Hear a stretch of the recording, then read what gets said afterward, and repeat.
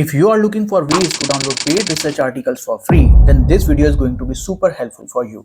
I have tested almost all the existing methods out there, so you don't have to waste your time doing that.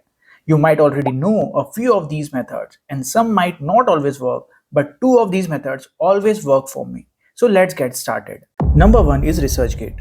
Let's take an example of this paper, which is not open access, meaning you need to pay to get access. I will copy the title of the paper or the DOI into the search bar of ResearchGate.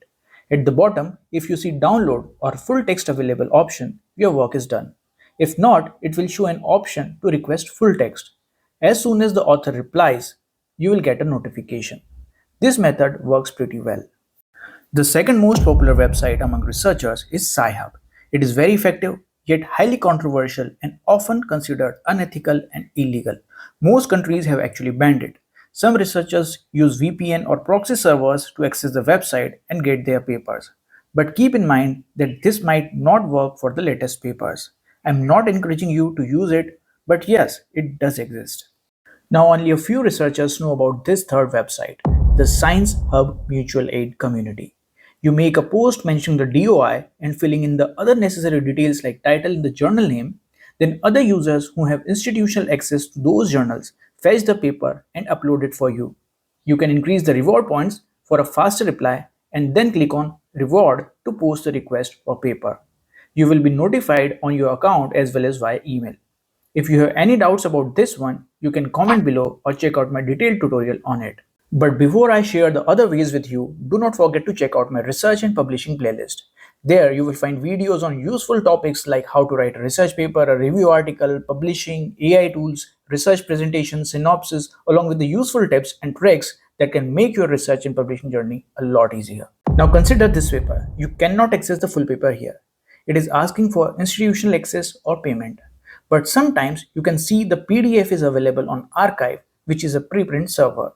Many a times, authors first upload their paper on preprint servers like Archive, BioArchive, or other depending on your field. These are unreviewed but free to access, and the authors later publish them in a journal. The next effective way is to email the authors of the papers directly. The email of at least the corresponding author is always mentioned in the paper. On the official website, you may find an option to contact the author or get their email address. You can usually see it at the bottom left corner, or by right-clicking, you can copy the email address.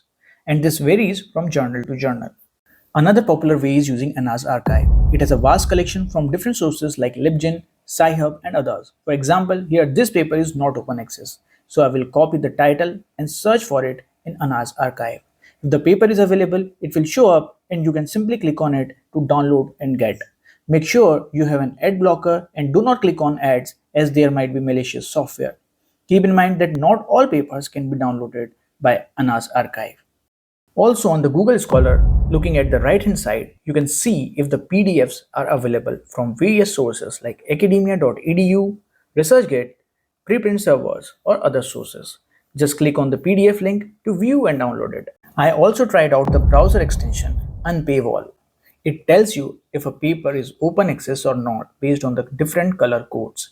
But honestly, I did not find it really helpful in getting paid articles for free.